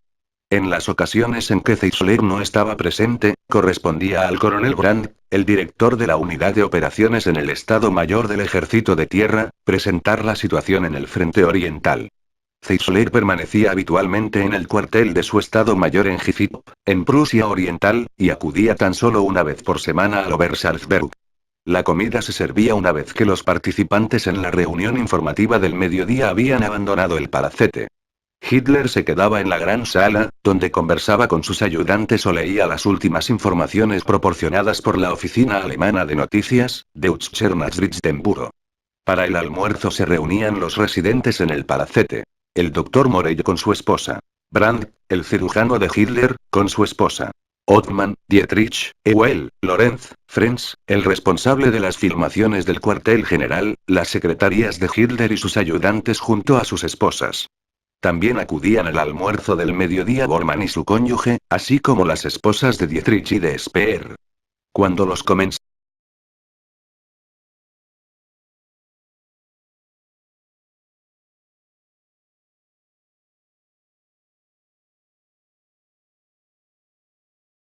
en horas hasta la mesa. En ello se respetaba cierto orden de distribución. Sus compañeras de mesa solían ser las esposas de Bormann, Brandt, Speer o Dietrich, así como la señora Schonmann, una amiga de Eva Braun. No le agradaba tener como comensal a la esposa de Dietrich. No la apreciaba, porque se vestía de una manera anticuada y además mostraba demasiado reservada en la mesa. A la izquierda de Hitler siempre tomaba asiento Eva Braun. Esta tenía a su lado a Bormann. Durante la comida se hablaba de las cosas más triviales. La guerra y sus horrores no se mencionaban ni por asomo. Se comentaban los vestidos de las damas. Las dificultades que éstas soportaban porque, a causa de la movilización general, las peluquerías ya no podían ofrecer la permanente fría o la manicura. O el comportamiento desconsiderado de los oficiales frente a las mujeres en los trenes. Presionado por Eva Braun, Hitler mandó que a los peluqueros se les autorizara otra vez a ofrecer la permanente fría y la manicura. Al comentar la ostentación de las damas, Hitler bromeó sobre el pintalabios de Eva Braun, que dejaba huellas en su servilleta. Entre risas explicó que ahora, en tiempos de guerra, se fabricaba un sucedáneo de pintalabios hecho de cadáveres de animales. También eran temas populares el teatro y el cine, sobre todo las películas en color americanas. A la señora Schonmann, una vienesa casada con un empresario de obras públicas de Múnich, y que tenía un notable temperamento, le gustaba mantener en la mesa disputas dialécticas con Hitler. Su encanto vienes tenía su efecto sobre el dictador. Ambos debatían sobre actores y directores vieneses, comentaban los dichos de Federico el Grande y discutían la preparación de determinados platos o sobre cuánto pesaba un huevo de gallina. Hitler quedó tan cautivado, que se hizo traer la enciclopedia Brockhaus y otros libros referidos a Federico el Grande para poder consultarlos. En medio de estas conversaciones de contenido tan elevado transcurrían las comidas del mediodía en el Berghof de Hitler. Terminado el almuerzo, las damas se retiraban a sus habitaciones con el fin de vestirse para el paseo. Entretanto, Hitler daba de comer a Blondie. A continuación, se le traía su gorro de visera y su bastón de excursionista. Todo el grupo salía seguidamente al parque y caminaba en dirección al pabellón de té, situado cerca del Moos-Lanerkopf. Los colaboradores del servicio de seguridad solían inspeccionar regularmente toda la zona antes de la salida del grupo. Los guardias se distribuían de tal manera que Hitler no los pudiera ver. Durante estos paseos conversaba, la mayoría de las veces con Esmund Tobelow. Detrás de él caminaban Ogl, el jefe de su sección policial, o el jefe del servicio de seguridad, Rathenhuber, y Linge. A ellos les seguía el resto del grupo. Desde el palacete al pabellón de té había unos 20 minutos de camino. Se trataba de un recinto circular, que se levantaba sobre una gran roca saliente. Delante del edificio se extendía un prado, limitado hacia la pendiente por una baranda. Allí se había construido un banco en el que Hitler descansaba después de la caminata. Eva Braun, Ottmann y Frenz lo fotografiaron allí en muchas ocasiones. Al Führer le gustaba posar para ellos junto a su perra Blondie. A continuación, todos se dirigían al pabellón, donde los ordenanzas les servían el café. Allí proseguían las conversaciones iniciadas durante la comida del mediodía o se hablaba de Blondie y los perros de Eva Braun. Esta tenía dos pequeños terrier, Negus y Stasi. Hitler, que solía ponerse cómodo junto a la chimenea, a veces se dormía durante estas conversaciones. Entonces los demás seguían hablando entre susurros. Hacia las 7 de la tarde, todo el grupo volvía en coche al palacete. A continuación Hitler desaparecía en su despacho hasta la hora de la cena y se dedicaba a leer los periódicos y los despachos de la oficina alemana de noticias. En las ocasiones en las que el tiempo no acompañaba, Hitler se quedaba en el palacete y dormía una siesta en el sofá que había en su despacho. La cena se servía hacia las 8 o las 8:30 de la tarde. Se desarrollaba de manera parecida al almuerzo, es decir, en medio de conversaciones banales. La reunión informativa nocturna estaba fijada a las 10. A continuación, Hitler se dedicaba a firmar documentos que concernían a las condecoraciones de oficiales y empresarios, a la autorización para matrimonios entre miembros del cuerpo militar y mujeres extranjeras o las sentencias de muerte impuestas a oficiales que habían sido acusados de derrotismo. En aquellos días, Eva Braun acostumbraba ver junto a sus amigas películas en color americanas en la bolera. Cuando retornaban al salón, junto a la gran sala en la que se hallaba Hitler, llamaban su atención con sus risas y conversaciones en voz alta. Con ello querían darle a entender que ella estaba bien de guerras, que ya era hora de que les dedicara su atención. Junto a ellas llegaban también Negus y Stasi, los cachorros de Eva Braun, y se revolcaban por el suelo. Hitler se presentaba ante las damas. Su faz tenebrosa se aclaraba por momentos. En la vecina gran sala los ordenanzas encendían el fuego de la chimenea. El dictador, Eva Braun, la hermana de esta, Gretel, la dama de compañía de Eva, la señorita Kastrup, las amigas de Eva, Morella, Ottman, Dietrich, Brandt, Bormann, los ayudantes y las secretarías volvían a reunirse allí. Hitler se sentaba junto a la chimenea, al lado de Eva Braun. Las mujeres formaban grupos, sentadas o recostadas en los sofás y los pesados sillones de felpa que formaban un semicírculo en torno al fuego. De esta manera discurrían lo que se conocía como las tardes del té. Los ordenanzas servían champán, licor, té, café y un refrigerio. Eva Braun estaba sentada con las piernas encogidas y tocada con una gorra de piel. En presencia de Hitler guardaba silencio y prefería escuchar mientras sus amigas charlaban sobre la película que acababan de ver. Hitler pidió a Gunst que le alcanzara el catálogo de los discos. En el gran armario de la pared había miles de discos. En el Obersalzberg Hitler prefería música ligera. Siempre escuchaba las mismas operetas de Lear y Suppe. La conclusión de la velada era invariablemente la obertura de La Viuda Alegre. Hitler podía escuchar discos hasta las 2 o las 2:30 de la madrugada. Solo entonces se retiraba a sus habitaciones privadas. Eva Braun, por lo general, se acostaba más temprano. Bormann se tornaba irreconocible cuando Hitler abandonaba la estancia. En su presencia, Bormann aparentaba estar sobrecargado de trabajo. Pero en cuanto Hitler se retiraba, el otro se quitaba la máscara y se llevaba a todo el grupo a celebrar un festín en su mansión. Los coches los esperaban en la entrada lateral del Berghof. Las amigas de Eva Braun, Ottman, Morella, Lorenz, los ayudantes y las secretarías de Hitler subían rápidamente en ellos y se dirigían a la residencia de Bormann. Su casa resplandece de luz. Los ordenanzas de las SS sirven champán, cognac, licor y dulces. En una enorme radiogramola atruena una salvaje música de baile americana. Bormann toma en sus brazos a su amante, una actriz de Dresde que reside en su mansión, y vuela con ella por todo el salón. La esposa de Bormann atiende a los huéspedes. Bormann la ha sacado expresamente de la cama para este cometido. La mujer le ha dado 11 hijos a Bormann y le es servilmente sumisa. Él la ha obligado a aceptar el hecho de convivir con la amante de su esposo bajo el mismo techo. Las noches de baile de Martin Bormann, el lugarteniente de Hitler en el Partido Nacionalsocialista, eran famosas por su desenfreno. Durante el año 1943, en plena guerra, se celebraron con frecuencia banquetes nocturnos de esta índole en el Obersalzberg. Las sentencias de muerte firmadas por Hitler en aquellos días en el Obersalzberg afectaban a oficiales acusados de derrotismo. En vista de los fracasos de las tropas alemanas en el frente oriental, Hitler había dado la orden de encausar a los oficiales sospechosos de actitudes pesimistas. Esta circunstancia también se atribuía a oficiales que ante una situación desesperada habían optado por la retirada. Hitler ordenó que se les ejecutara sin piedad alguna. Las sentencias de los tribunales de guerra se enviaban en primer lugar a Keitel, quien las entregaba con anotaciones puramente formales al ayudante militar de Hitler. Este último las había de confirmar, en su calidad de comandante en jefe de la Wehrmacht. Las sentencias eran leídas a Hitler por el contraalmirante von Puttkamer, su oficial adjunto de la Marina de Guerra. El Führer las confirmaba, sin ocuparse de los detalles particulares. Hitler no ejerció su derecho a indultar. Solo en una ocasión, en 1944, anuló una sentencia de muerte. Esta afectaba al teniente general Feuchtinger, el comandante de una división de blindados en Francia, al cual el tribunal militar había condenado a muerte por malversación a gran escala. Hitler anuló la sentencia y la conmutó por una breve pena de prisión. Aunque Hitler decía siempre que la culpa de todas sus derrotas era de sus generales, no llamó a ninguno a responder por ello. A Brauchitsch, Alder y otros, los pasó a la reserva o incluso los licenció con condecoraciones. Estos se retiraron con toda tranquilidad a sus haciendas.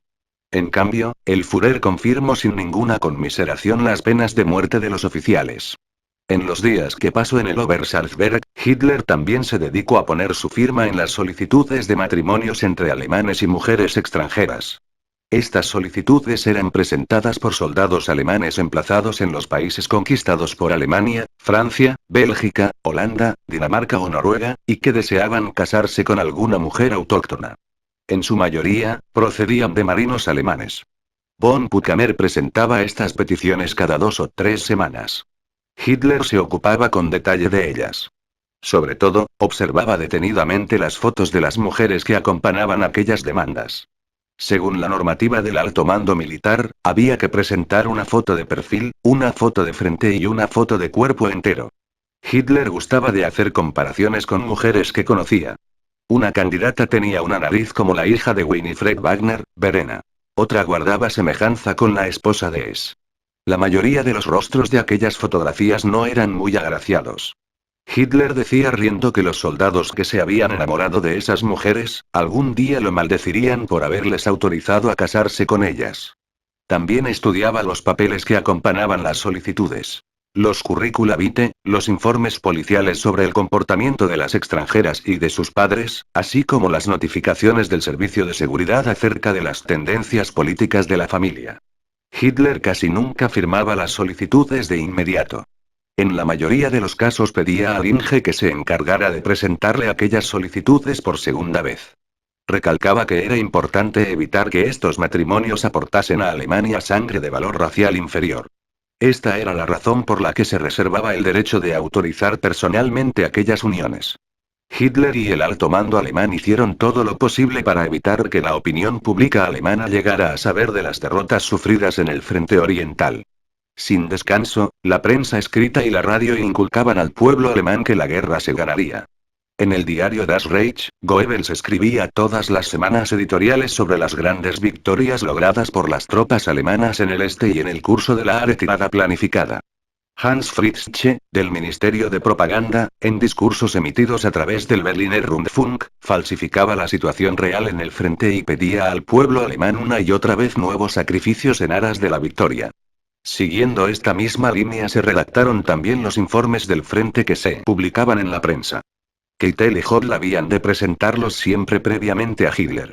Este los corregía de tal manera que los lectores no podían hacerse una idea clara de la verdadera situación en el frente. En el Obersalzberg, Hitler también alteraba personalmente los noticiarios rodados en las líneas de batalla. Sin sus correcciones, no se podía exhibir ninguno de estos filmes. Hitler mandaba cambiar las imágenes y modificaba el texto que había escrito Goebbels. La película le era enviada sin acompañamiento sonoro. En la gran sala del Berghof la visionaba en compañía de Keitel, Bormann, Hodl, Dietrich y sus ayudantes. Hitler hacía cortar las imágenes que mostraban a tropas alemanas en retirada, carros de combate destruidos o soldados heridos, en suma, todo cuanto pudiera sugerir una derrota. Estas imágenes eran sustituidas por otras procedentes de los noticiarios semanales del glorioso año 1941, en las que solo aparecían los agotados prisioneros de guerra soviéticos, el fuego de la artillería alemana, los ataques de los Stuka alemanes o las alegres escenas junto a la cocina de campana, todo ello destinado a sugerir el paseo triunfal de la guerra relámpago prometida por Hitler. Durante la proyección, Gunst leía el guión preparado por Goebbels, incorporando las correcciones que le dictaba Hitler. Este estudiaba con especial detenimiento las escenas que habían sido grabadas en su cuartel general. Solo autorizaba aquellas imágenes en las que se le podía ver con la pose triunfal propia de los primeros años de la guerra. Las filmaciones más recientes, que le mostraban encorvado y quebrado, habían de ser cortadas y destruidas siguiendo órdenes estrictas. El dictador opinaba que el pueblo alemán quedaría horrorizado si lo viese en ese estado.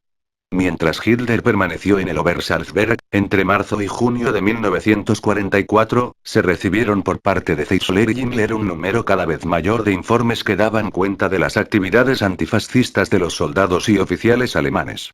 En el cautiverio ruso estos habían fundado el Comité Nacional de la Alemania Libre, National Comité Freies Deutschland, y la Unión de Oficiales Alemanes, Bund Deutscher Offiziere.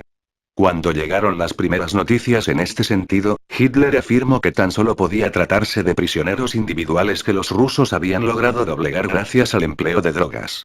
Pero nuevos informes de Zeisler y Himmler demostraron con toda claridad que el Comité Nacional de la Alemania Libre se apoyaba en un amplio movimiento en los campos de prisioneros, dirigido contra el régimen de Hitler y contra la guerra. A su pesar, Hitler tuvo que despedirse de la idea de que solo unos pocos prisioneros se oponían a su persona. Las actividades del Comité Nacional tuvieron un importante impacto en los soldados alemanes que luchaban en el frente.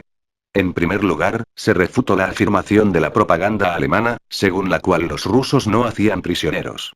Los llamamientos, lanzados sobre las posiciones alemanas, estaban firmados por miles de prisioneros de guerra.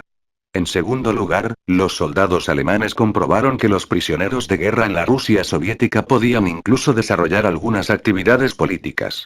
Por último, obtuvieron una idea verídica de lo que la guerra les había traído hasta ahora y de lo que aún estaba por venir. Todo ello provocó la ciega furia de Hitler, que ordenó a la Wehrmacht destruir en el acto las octavillas del Comité Nacional. Los soldados y los oficiales a los que se les encontrara una de estas deberían ser ejecutados en aplicación de la ley marcial. Además, se encerró o se envió a campos de concentración a las familias de los prisioneros de guerra alemanes que luchaban con los rusos contra Hitler. En los últimos años de la guerra, Hitler temía sobre todo que los rusos pudieran dar a prisioneros alemanes de talante antifascista la posibilidad de luchar contra él con las armas en la mano. Fue el propio Hitler el que habló por primera vez del ejército de Seydlitz, un ejército que los rusos supuestamente habían formado con prisioneros de guerra antifascistas y que estaba a las órdenes del general alemán Seydlitz, un prisionero de guerra. Resulta sorprendente que el parloteo de Hitler acerca del ejército de Seydlitz fuera recuperado después de la guerra por los políticos ingleses y americanos. Se había hablado muchas veces de que los aliados de Alemania estaban muy preocupados por las graves derrotas de este país en el frente oriental ya antes de que Hitler se trasladase desde Rastenburg al Obersalzberg. Los aliados exigían hablar con el Führer. El primero en querer acudir fue Antonescu. Hitler retrasó esta visita una y otra vez. «Así recibo a uno, querrán venir todos», decía. Solo cuando las demandas de los aliados se hicieron cada vez más insistentes, Hitler indicó a Ribbentrop que organizase las visitas de Antonescu, Mussolini y Horthy. Para estos encuentros escogió la antigua sede episcopal de Klesheim, una localidad junto a Salzburgo, a una distancia de aproximadamente una hora en coche desde el Obersalzberg. El castillo de Klesheim había sido reformado en 1944 y estaba decorado con muebles de lujo procedentes de Francia. Esta construcción servía exclusivamente para la recepción de los jefes de Estado extranjeros. Los encuentros con los aliados en Klesheim se iniciaron a finales de marzo. El dictador había acordado con Keitel y Hodl que se presentaría la situación en el frente oriental como favorable a los alemanes. Hodl, siguiendo una orden dada por Hitler, había mandado elaborar mapas de escala 1-1-000-000, que daban una idea distorsionada de la situación en las líneas de batalla. El Führer trabajó con estos mapas durante las conversaciones que mantuvo con Antonescu, Mussolini y Horthy. En estos planos la línea del frente no estaba ni mucho menos trazada con exactitud. Algunos sectores se reflejaban de manera incompleta. No se podían reconocer ni las fuerzas del enemigo ni las fuerzas propias ni la dirección de las operaciones. Por todo ello, la situación en el campo de batalla parecía mucho más positiva de lo que en realidad era. En el Estado Mayor de Hitler se referían con burlas a estas entrevistas con Antonescu, Mussolini y Horthy, y se referían a ellas como las reuniones sobre la supuesta situación. El primero en hacer su aparición fue Antonescu. Antes de su llegada, Hitler había declarado: «Le prepararé la recepción que se merece». Hitler lo recibió junto a Ribbentrop en la estación ferroviaria de Liefering, en Salzburgo, que había sido adecuada para los huéspedes de Klesheim. La visita de Antonescu obligó al dictador a pasar toda la jornada en el castillo. La reunión informativa habitual también se celebró allí y no en el Obersalzberg, aunque Antonescu no fue invitado a participar en ella y tuvo que permanecer en su suite mientras se desarrollaba el consejo. Cuando este acabó, se preparó la entrevista con Antonescu. Los mapas de escala 1, 300, 000, que reflejaban exactamente la situación del frente, fueron guardados. En su lugar, se extendieron los mapas de la supuesta situación. Linge comunicó a Hitler, con un guiño del ojo, que estaba preparando para la supuesta reunión informativa. Hitler se dirigió a la suite de Antonescu y llegó acompañado de este a la sala de la reunión, que ahora ofrecía un aspecto completamente diferente al de media hora antes. En la habitación se apretujaban los oficiales rumanos y los funcionarios del Ministerio de Asuntos Exteriores. Estaban presentes Ribbentrop, Meissner, Keitel, Hodley y otros. Bajo la tormenta de relámpagos de las cámaras fotográficas, Hitler ofreció con gestos teatrales y en un tono triunfalista una visión de conjunto de la situación en el frente oriental. El Führer desechó los contados y tímidos comentarios de Antonescu con referencias a los recursos inagotables de los alemanes y a los planes de grandiosas ofensivas que prometían una victoria segura. Keitel, Hodley y Zeisler entonaron la misma cantinela. Antonescu regresó a Rumanía y Hitler se dirigió de buen humor al Obersalzberg. Unos días más tarde, el Führer recibió a Mussolini, que quedó muy impresionado con la supuesta situación. Al término de la reunión, el Duce exclamó: Führer. El eje Berlín-Roma triunfará. A continuación, fue el turno de Horthy. A este le interesaba poco la exposición de Hitler acerca de la situación en el frente oriental. En lugar de ello, se quejó de la conducta provocadora de los alemanes en Hungría y del comportamiento escandaloso de los soldados alemanes ante la población húngara. Hitler se esforzó mucho para tranquilizar a Horthy con un trato amable y la promesa de poner fin a esa situación. En aquellos días fue recibido asimismo Tiso, el presidente de Eslovaquia. A este ni tan solo se le ofreció una reunión sobre la supuesta situación. Hitler opinaba que una buena comida era suficiente. Este dirá si amén a todo lo que yo le explique, comentó riendo. El Führer no tardó en expresar terribles maldiciones contra sus aliados después de haberlos recibido de manera tan amable. El pretexto era la propuesta de Keitel de honrar con la Cruz de Caballero al general italiano Gariboldi, que había comandado el tercer ejército italiano ante Stalingrado. Entonces explotó toda la ira que Hitler acumulaba por la derrota en aquella ciudad. Maldijo el día en que pidió a Mussolini enviar tropas italianas al frente oriental. A los rumanos, y sobre todo a los italianos, los calificó de banda de cobardes. Según su punto de vista, eran los principales culpables de la derrota de Stalingrado. Keitel se desdijo de inmediato. Como no podía ser de otra manera, confirmó, asintiendo fervorosamente con la cabeza, que compartía por completo la opinión del Führer. Explicó que su propuesta no pretendía honrar a los generales italianos por la valentía que habían mostrado, sino que tan solo quería ser un gesto de consideración por la reciente visita de Mussolini.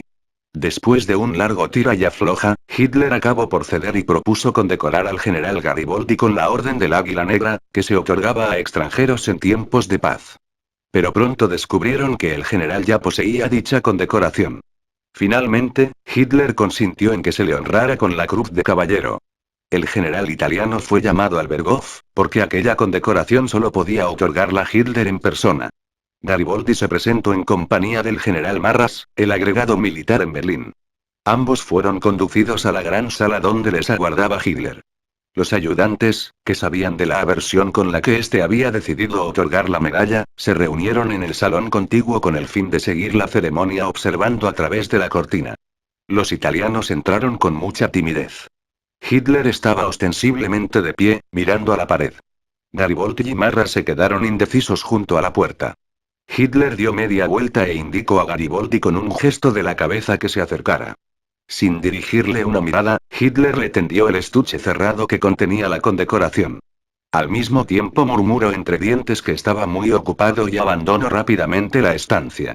Gariboldi, sosteniendo la condecoración entre sus manos, parecía fulminado por un rayo. Al atravesar el salón donde se hallaban sus ayudantes, Hitler les espetó que aquellos habían sido los minutos más desagradables de su vida. Eusinger, el jefe de la sección de operaciones en el alto mando del ejército de tierra, y Zeisler se presentaban una vez por semana en el Obersalzberg, procedentes de Prusia Oriental, para transmitir sus informes. A principios de abril, Hitler llamó a Zeisler para un informe al margen del día asignado. Estaban presentes todos los asistentes habituales a las reuniones de análisis de la situación. Tras recibir las noticias de Zeitzler sobre el frente oriental, Hitler, aludiendo a una conversación que había mantenido la víspera con Keitel y Hodel, declaró más o menos lo siguiente. La situación en el frente oriental no permite que llevemos operaciones de ataque de cierta envergadura en más de una dirección. Hemos de retirar ciertas partes importantes del frente ruso y recuperar la iniciativa. Hemos de poder presentar por fin unos éxitos. Tendremos que cumplir las promesas que les hice a mis aliados en Klesheim. Los países neutrales también reaccionan con enfado. Estamos esforzándonos para que Turquía no sea parte de nuestro lado. Hitler se puso sus gafas, observó el mapa y continuó con un tono más cortante. Aquí, en Kursk, tenemos la posibilidad de dar un golpe a los rusos y volver a amenazar a Moscú. Gunste alcanzó a Hitler rápidamente los lápices de color que éste había pedido extendiendo la mano. El dictador dibujó dos flechas verdes sobre el mapa. Una partía de Orel, y la otra, de Belgorod. Ambas penetraban profundamente en las posiciones rusas y convergían mucho más allá de la ciudad de Kursk. Hitler continuó.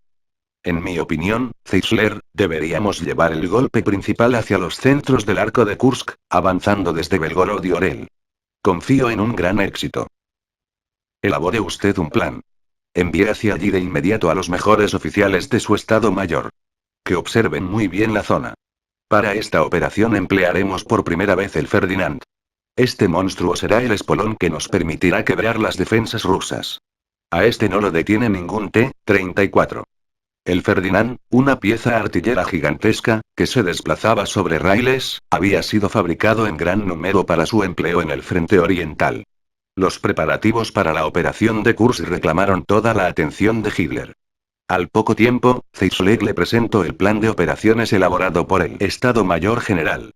En su exposición, indicó la circunstancia de que los rusos habían concentrado un gran número de fuerzas en el área prevista para el ataque alemán.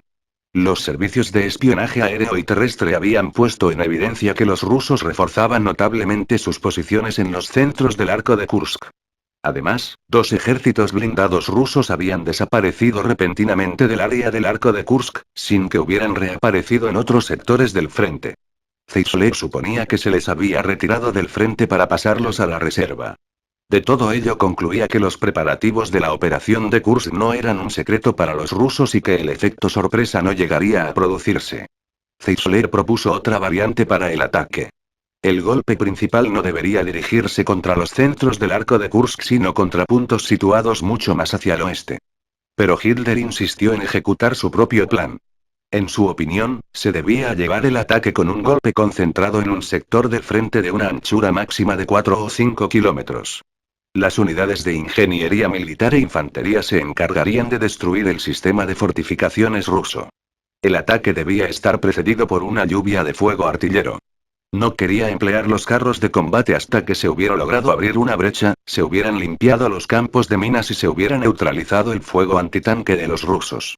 En el curso de las reuniones que siguieron, Hitler se obstinó cada vez más en que la operación en el arco de Kursk podía llegar a ser decisiva para la suerte de Alemania.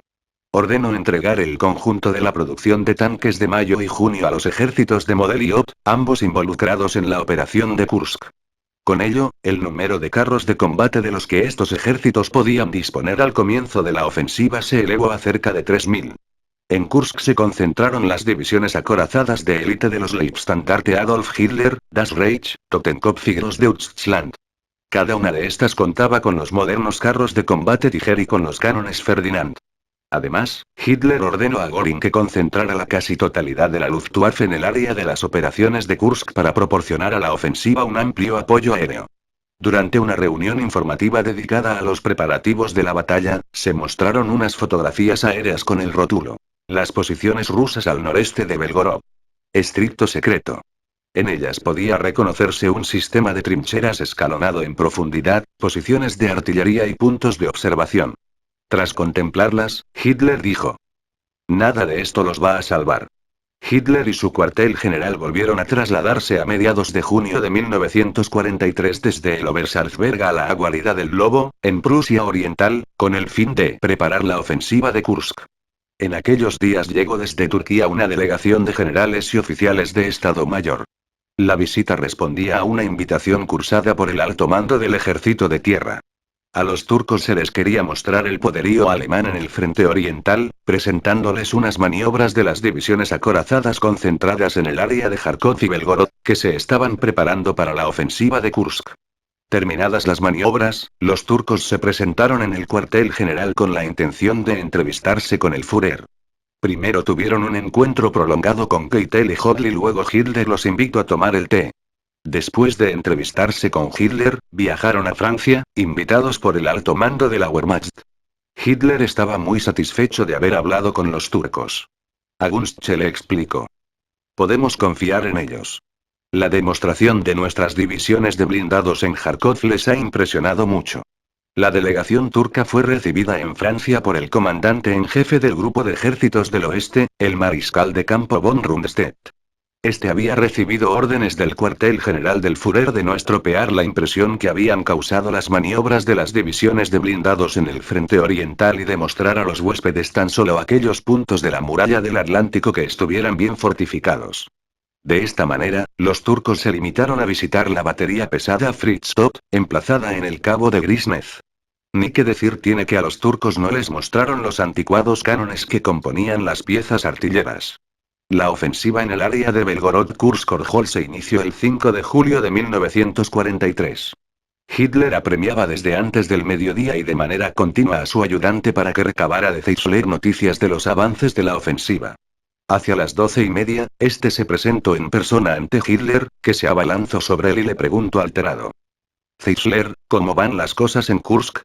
De manera vaga y con evasivas, el general respondió que las noticias procedentes del frente aún eran escasas y que los rusos estaban ofreciendo una resistencia muy dura.